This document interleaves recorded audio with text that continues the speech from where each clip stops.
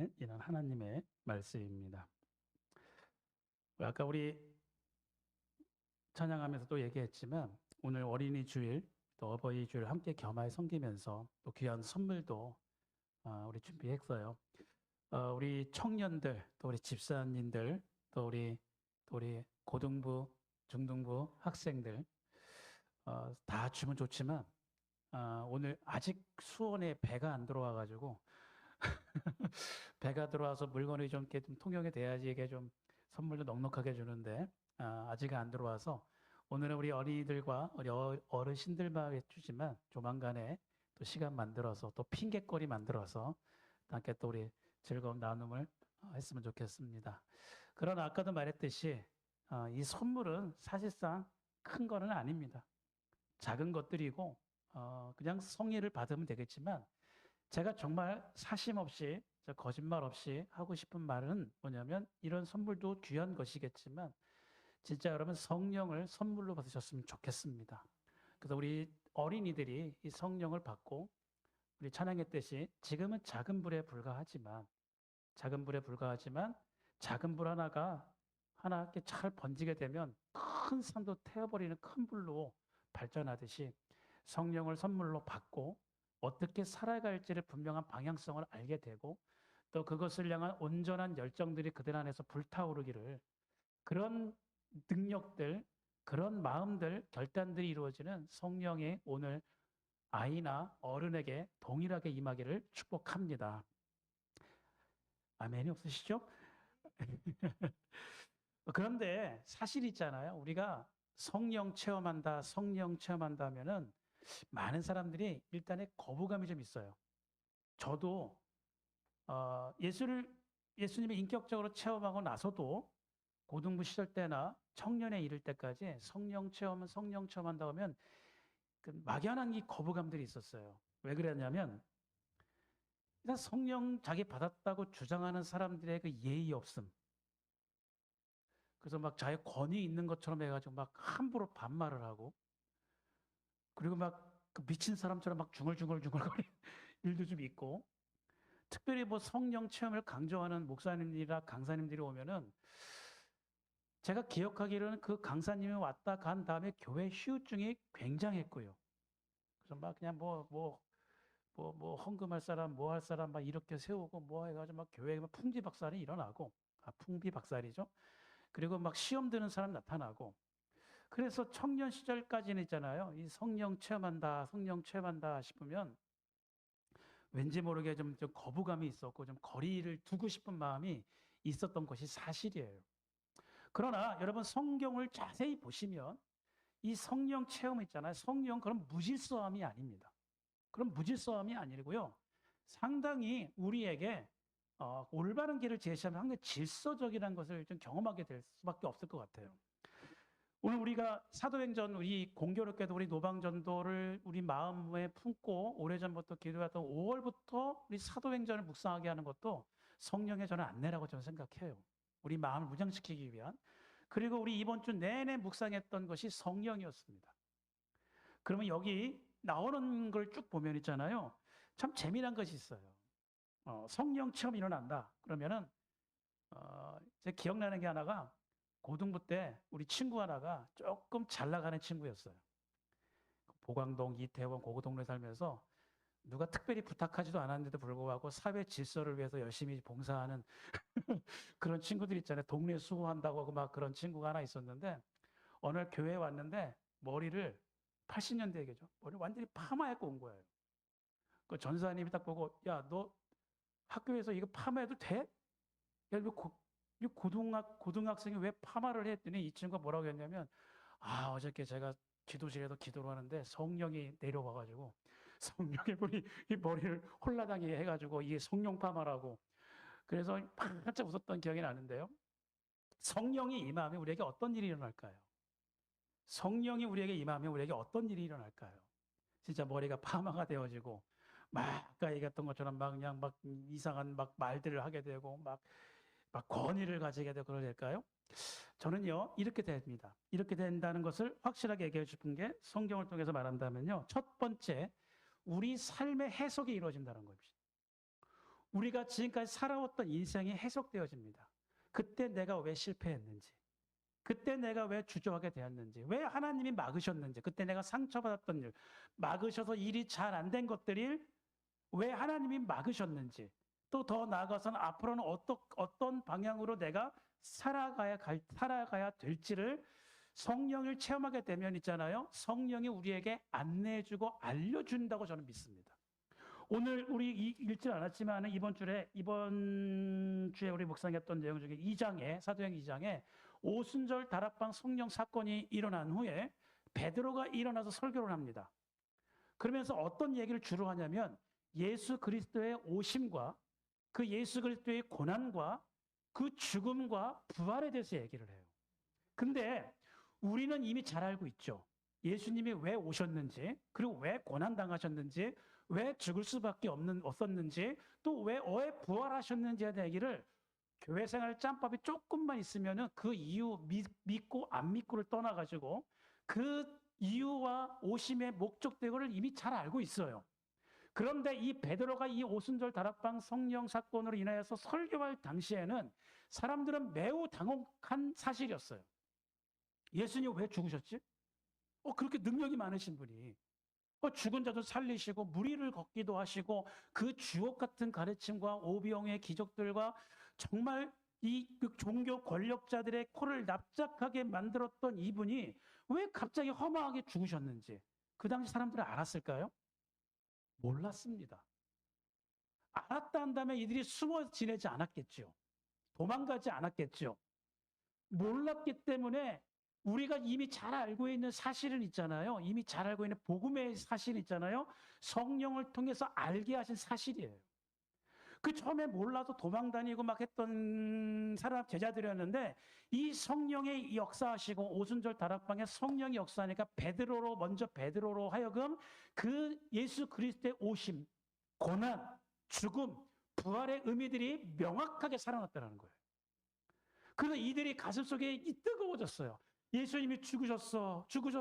그 허탈해하고 허망해했던 이 사람들의 마음속에 베드로가 왜 예수께서 오셨는지, 그리고 그분은 왜 고난을 당하셨는지, 그러다가 이렇게 허망하게 죽으셨는지, 그리고 왜 부활하셨는지, 또 왜 승천하셨는지 그 이유에 대해서 지나간 일들이죠. 이들의 기준을 보면 지나간 예수 그리스도의 삶, 그리고 우리와 관계된 모든 삶의 인생들이 정확하게 해석이 되어진 거예요. 그 이들에게 정확하게 납득이 되어진 거예요. 뭘 통해서요? 성령을 통해서요. 그리고 이제 이들이 어떻게 살아갈 것인가? 복음을 들고 나가야 될 사명이 우리들에게 있음을 성령이 어떻게 해요? 명확하게 알게 하셨다는 겁니다. 그 선물이 바로 우리 자녀들에게 또 우리들에게 임하기를 소망한다는 거예요. 성령이 임하면 이상한 방언 터지고 그런 막 신비한 능력, 막 신비한 체험, 황홀경만이 아니라 여러분 굉장히 중요한 일 아닙니까? 우리 삶을 정확하게 해석해 준다는 거예요. 우리 삶의 위치, 네가 왜 그렇게 살았는지, 그리고 앞으로 너를 위해서 무엇을 기대하고 있는지 지금의 삶의 자리에서 성령이 알게 하신다는 거예요. 두 번째로는 뭐냐면요, 담대함이 일어난다는 거예요. 담대함. 그전까지 이 사람들은 제자들 다 도망가 숨어 있었습니다. 근데 성령이 임하게 되고 예수 그리스도의 오심의 이유와 죽음과 부활에 대한 이유가 명확하게 알게 되어지자 어떤 일이 일어났습니까? 도미노처럼요, 담대함이 일어났어요. 용감해졌습니다. 예수 그리스도의 이름이, 우리 주님이 그렇게 허망하게 끝내신 분이 아니구나. 지금도 역사하시는구나. 그 예수 이름으로 말미암아 담대해지면서 베드로가 어떻게 해요? 나갑니다. 당국은 이 베드로와 제자들을 잡으려고 혈안이 되어 있는데 3,000명이나 베드로의 설교를 듣고 회개한다는 것을 감안해 봤을 때 이 3,000명이라는 숫자는 뭐 정확하게 3,000명이 아니라 굉장히 많은 숫자들이 회개했다는 얘기인데 이제 어떻다는 얘기예요? 그 많은 사람이 모일 수 있는 광장 같은 넓은 곳으로 베드로가 이제 담대하게 자기 모습을 드러내 나갔다는 얘기 아닙니까? 담대한 거예요. 담대한 거예요. 왜요? 이들의 상황은 여러분 얘기 많이 드렸죠. 예수님의 죽음, 부활, 그 승천하신 것을 이 사람들은 목격한 사람이 500여 명이 되고 하지만 상황은 변한 게 없었잖아요. 상황은 1도 변한 게 없잖아요. 그런데 그 가운데 베드로가 담대함을 가지고 눌리지 않고 그 상황에 눌리지 않고 오히려 예수의 이름으로 그 상황을 역전시키고 담대하게 나갔을 때 역사가 일어나잖아요. 그렇단다면 오늘날 우리도 참 많이 눌려 있지 않습니까? 뭐 금수저, 흙수저. 그래서 우리는 흙수저야. 또 큰 교회, 작은 교회, 우린 작은 교회야.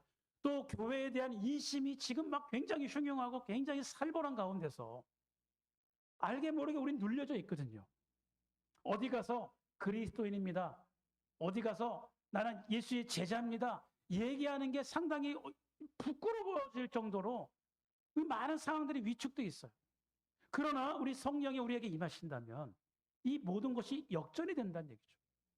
부끄러워하고 아유 아닙니다. 옛날에는 담대하게 막 밥 먹을 때 막 식당에서 회사 점심시간 때 밥 먹을 때 막 기도했던 사람이 요즘은 그냥 눈만 껌뻑하고 하나님 땡큐 하면 이렇게 살짝살 끝내겠던 사람들이 이제 드러내놓고 이제 난 예수님의 제자입니다. 나 예수 그리스도의 제자이기 때문에 나 그렇게 할 수 없습니다를 선포할 수 있는 능력들이 이 성령의 역사를 통해서 드러난다는 사실이에요. 그 여러분이 지금 처한 상황들이 있어요. 어떤 분은 건강에 주는 이 두려움이 좀 있습니다. 가족 지체들이 있죠. 또 관계 쪽에서 무너진 사람들도 있습니다. 그 안에서 눌리고 이렇게 마음이 갈기잘기 찢겨진 사람들이 좀 있어요. 그 상황 때문에 계속해서 끌려가는 사람들이 있습니다. 그래서 우리가 뭘 구해야 될까요? 그런 사람 더욱더 성령을 구하자라는 거예요. 이상하게 막 체험하고 막 그런 게 아니라 성령이 함께 하시면 그 상황을 뚫고 나갈 수 있는 담대함이 생기고 그걸 통해서 베드로 같은 경우 설교를 통해서 3,000명이 회개하는 역사가 일어났다 한다면 우리는 상황을 극복할 수 있고 역전할 수 있고 결국에 더 나아가서 승리할 수 있는 기반들이 성령으로부터 시작된다는 것이죠.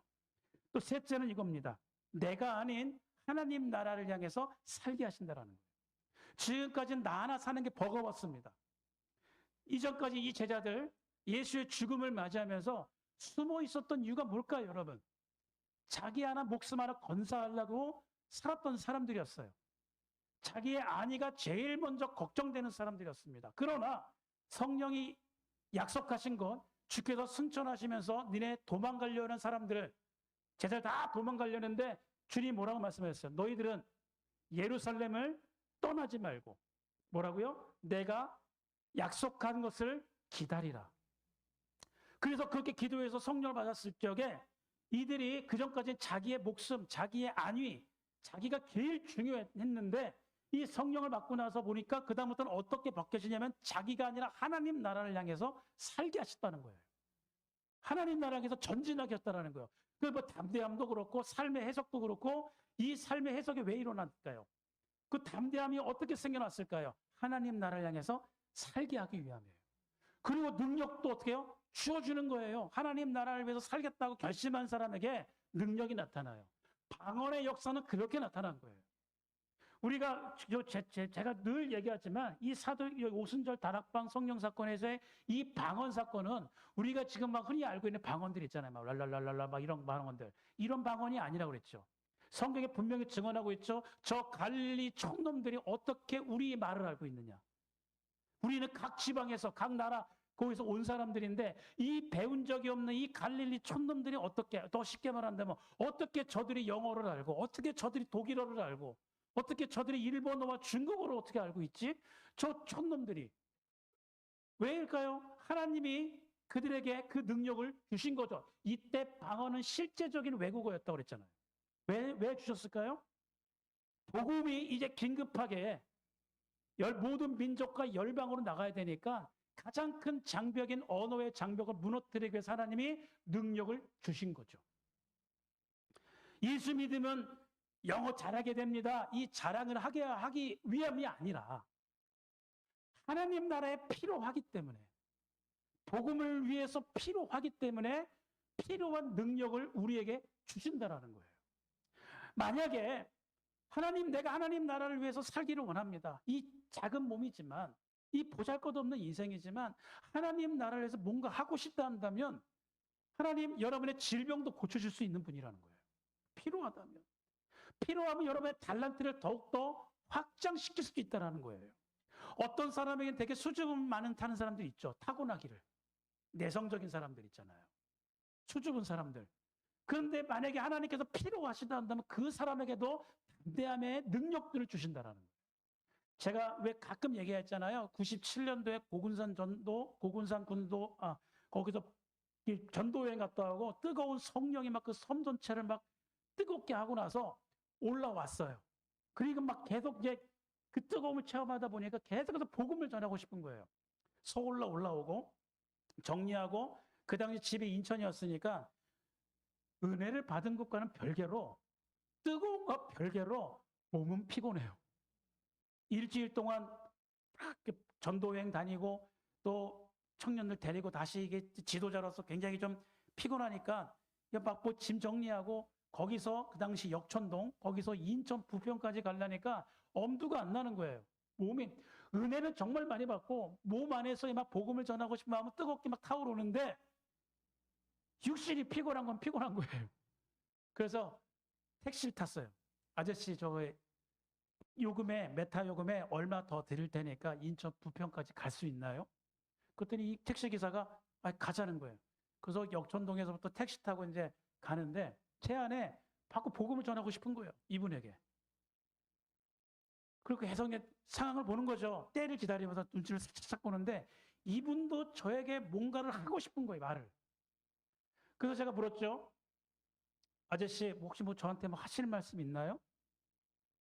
표정이 저한테 무슨 되게 뭔가를 하고 싶은 말씀의 표정인데, 했더니 이분이 그 말이 나오기가 무섭게 저한테 복음을 전하는 거예요. 복음을 전하는데 지금도 얼굴에 곰보 자국이라고 하죠. 하나 가득해가지고 그냥 문맥적으로 본다 한다면 말이 안 되는 말들을 굉장히 수줍게 끊으셨어요. 그러니까 토막토막 나는 거야. 내가 교회를 다니는데, 나이가 드신 분이니까 뭘 막 설명해야 되는데 설명을 잘 못하는 거예요. 근데 너무 좋아. 또 한참 지나다가 예수님이 청년, 예수님 믿어야 돼. 근데 있잖아요, 말은 되게 어눌하고 되게 수줍게 얘기하는데 저는 감동이었어요. 필요하다면 그 수줍을 많이 탄 사람에게도 하나님을 전할 수 있는 담대함을 주신다는. 언제요? 하나님 나라를 위해서 살기로 결심했을 때.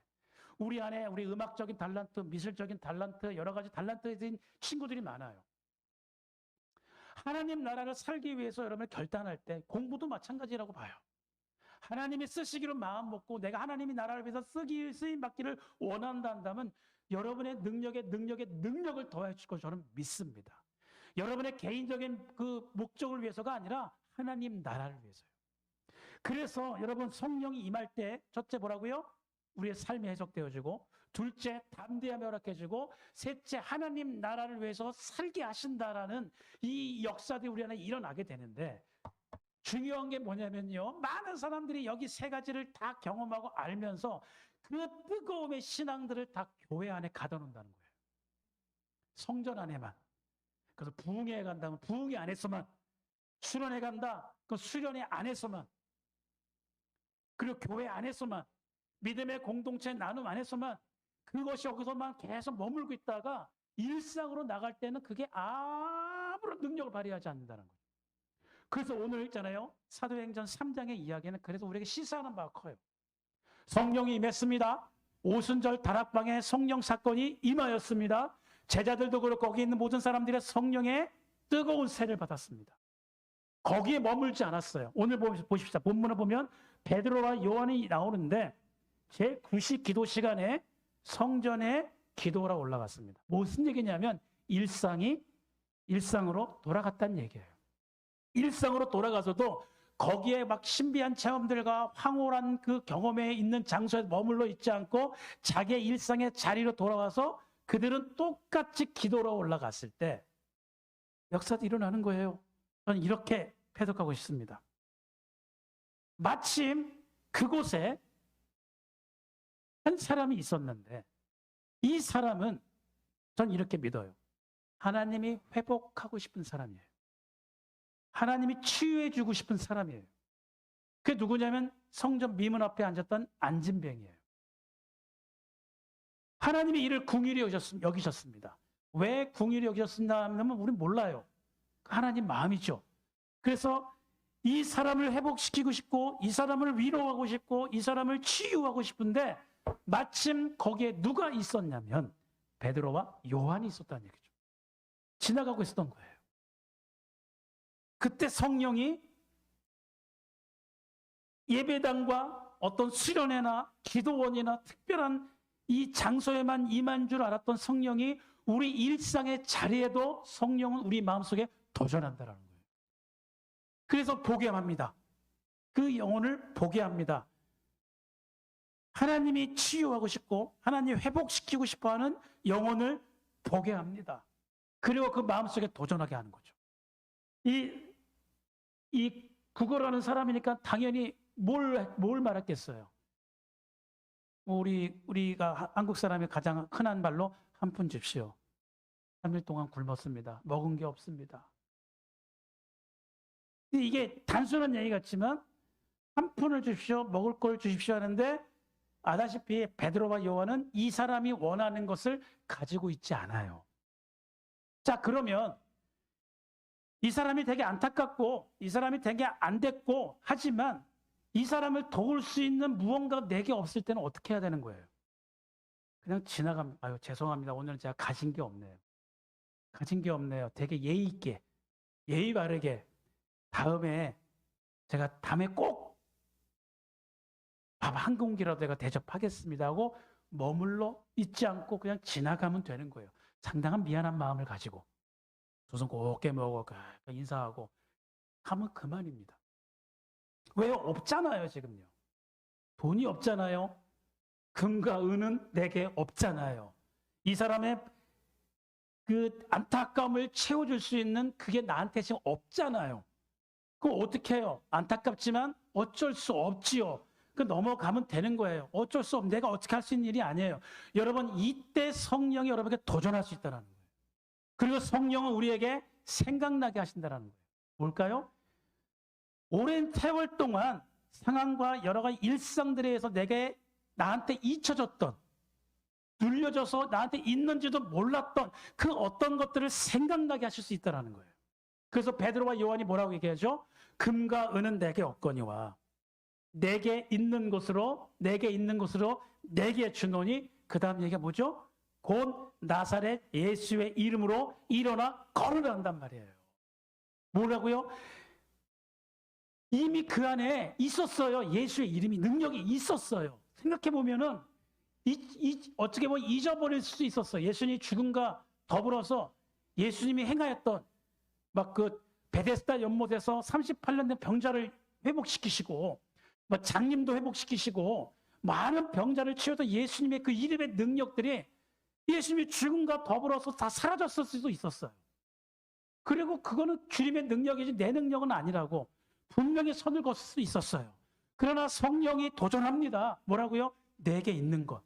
이미 너 안에는 예수의 이름의 능력이 네 안에 있다.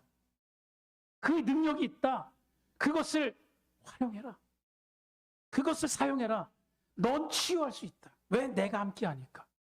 그래서 어떻게 된 거예요? 예수의 능력이 그 이름의 능력이 베드로와 요한의 능력이 되었어요. 여러분에게 충분히 그럴 능력이 우리 안에도 있다는 얘기예요. 기적만이 아니에요, 여러분. 우리 김우경 권사님 호스피스에서 열심히 봉사하고 있지만 굉장히 한 몇 년 전 일이죠. 한 5년, 6년 전 일인가요? 호스피스 화요일날 또 예배 섬기러 갔는데 그날따라 굉장히 분주한 거예요. 복도에서 예배 드려요, 복도에서. 앉는데 뭔가 안 맞았는지 사회 보시는 목사님하고 스태프들하고 막 이렇게 언쟁이 좀 벌어지고 있었고 막 어수선한 거예요. 막 평상시 다르게. 저는 이제 설교하러 갔으니까 낄 것도 아니니까 제가 항상 아래에 딱 앉아서 보는데 막 보니까 여러분 가보신 분 좀 상황을 잘 모르시니까 그 예배 드리는 요 강대상 위에 이게 간호사 분들이 그 업무 보는 곳이 있어요. 예배 시간 되면 여기서 이제 안 하시는데 갑자기 어떤 분이 계속 하고 있으니까 목사님 또 이제 막 신경이 막 예민해 있는 상태였던 것 같아요. 예배가 시작됐는데 왜 아직도 거기 앉아 있느냐고. 이건 그 환자라서 이건 해야 되는데 목사님 조금 그렇게 보채지 마시라고 언쟁하고 그러다가 막 또 기도 맡은 신분이 그날 안 왔나 봐요. 그래서 이 목사님은 또 어떤 봉사자한테 권사님 오늘 좀 기도 대신 좀 해주세요 했더니 그걸 갑자기 또 얘기하면 어떡하냐고 또 그냥 막 또 인상 쓰고 막 그냥 우리 살아가는 사회에서 늘 볼 수 있는 일들이잖아요. 완전히 되게 불편한 거야, 마음이 막. 얼굴이 막 우락부락하고 이거 아니라고 막 그냥 막 하는데 결국에 이제 그 한 권사님이 기도하기로 결정을 하셨어요. 그리고 제 옆에 딱 앉았는데 한눈에 봐도 열 받았어요. 열이 엄청 받아 가지고 그냥 막 이러고 계시는 거예요. 굉장히 열 받았나 보다 하고 인제 있는데 인제 이 상황에 또 휘말릴 수도 없고 또 말 어떻게 할 수 있는 상황이 아니니까 그냥 눈을 감고 그냥 조용하게 이러고 있는데 여러분 성령이 저에게 말씀하시는 거를 들었어요. 뭐라고 했냐면 "네가 이 영혼을 찬양으로 위로해라. 찬양으로 위로해라." 그 음성을 들었어요. 근데 제가 그때 어떤 상황이었냐면 전날 무슨 집회해 가지고 지금도 목 상태가 상당히 안 좋지만 목이 완전히 갔고요. 목 상태가 뭐 쉰 목소리 계속 나오고 또 저 역시 몸 상태가 좋지 않아서 굉장히 저도 예민한 상태에 있었는데 이 사람이 내가 지금 위로받을 상황이지 이 사람을 위로할 만한 일은 아니었거든요. 근데 성령이 그때 저에게 말씀하셨어요. "위로해라, 위로해라." 그래서 이제 준비 찬양하는데 찬송가 그렇다고 이 사람 두고 내가 갑자기 생뚱맞게 성령께서 당신을 위로하십니다 해가지고 갑자기 손을 들고 당신은 사랑 이렇게 할 수도 없잖아요. 그래서 이제 준비 찬양 나오는 그 반주기에 맞춰서 그냥 저는 그냥 조용히 옆에 있으니까 조용히 찬양했을 뿐이었어요. 찬양하고 찬송가 부르고 부르는 대로 인도하는 대로 계속 했는데 옆에 계신 분이 갑자기 저를 이렇게 쭉 쳐다보시는 거예요. 그들이 예배 다 마치고 나서 이분이 이렇게 말씀하시는 거예요. "목사님 너무 감사해요. 아까 제가 너무 화가 나서 이 호스피스 봉사가 뭐다 때려칠 생각을 하고 있었다는 거예요. 안 하겠다고. 그런데 목사님 찬양을 통해서 하나님의 음성을 들었다라는 거예요. 제 거친 목소리. 근데도 이분에게 그렇게 안 들렸대요. 아주 감미롭게 들렸고 내 마음을 성령께서 만드신다는 것을 경험했다라는 거예요. 그러면서 "목사님 교회 어디세요?" "어디라고?" 했더니 그러면 제가 거기에 새벽 예배를 나가도 될까요? 그분이 누구시냐면 이순자 권사님이세요. 우리 함께 하시는 이 새벽 예배 지금 미국에 계시지만 선생님이세요. 성령이 어떤 사람을 위로하고 싶을 때, 어떤 사람을 회복시키고 싶을 때 하나님을 찾으세요. 근처에 나의 사람이 있는가? 그게 바로 여러분이기를 축복합니다. 그때 하나님이 여러분을 보내실 때 전 이렇게 믿어요. 여러분에게 하나님께서 없는 것, 굳이 없는 것을 억지로 지었자라는 게 아니라 여러분 안에 이미 있는 것들, 이미 여러분에게 주어진 것들을 통해서 하나님은 역사하시는 하나님이라고 저는 믿습니다. 그렇게 한다면요, 여러분 이런 거 아니겠어요? 이번 주 우리가 살아가는 동안에도 하나님은 우리를 통해서 어떤 사람을 만나게 하실 거예요. 위로가 필요한 사람, 격려가 필요한 사람, 복음이 필요한 사람. 하나님이 여러분을 보내실 때 여러분의 경험이 아니라 우리 계속 얘기했던 성령의 능력으로 가실 수 있는 여러분에게를 축복합니다. 성령이 여러분 마음속에 생각나게 하실 거예요. 이미 여러분 안에 있었던 예수 이름의 능력, 예수 이름의 능력을 여러분 안에서 생각나게 하실 것입니다. 그 능력을 가지고 간다면 우리도 베드로와 요한처럼 할 수 있습니다. 베드로와 요한이 그 능력, 안전병 일으키는 능력이 계속 소유하고 다녔던 사람인 것 같아요? 그렇지 않아요. 하나님의 능력은 주머니에 동전 놓듯이 소유하고 있는 것이 아닙니다. 하나님이 필요하실 때 가장 가까이 있는 하나님의 사람을 통해서 나타나는 게 하나님의 능력이지, 그 능력을 우리 안에 주머니에 넣고 필요할 때마다 꺼내 썼다 한다면 베드로와 요한은 거기서 아마 병원 차렸겠죠. 누구도 우리 요즘 나오는 것처럼 의사도 병원도 포기한 사람, 암 치료 전문, 안수하면 즉시 나음, 이런 거 붙여놓고 하지 않았겠어요? 그러나, 오늘 계속 사도행전 역사를 보더라도 베드로와 요한이 계속해서 안진뱅이들, 불치병들 치료고 다녔던 기록이 있나요, 없나요?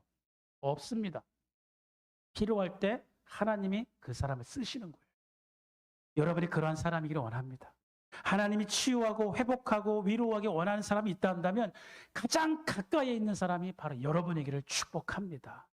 그래서 우리 안에 있는 것, 이미 우리에게 주어진 것들, 내게 있는 것을 알게 하신 성령의 도우심을 받아서 하나님의 역사를 일으키는 저와 여러분이 되시기를 예수님의 이름으로 축복합니다.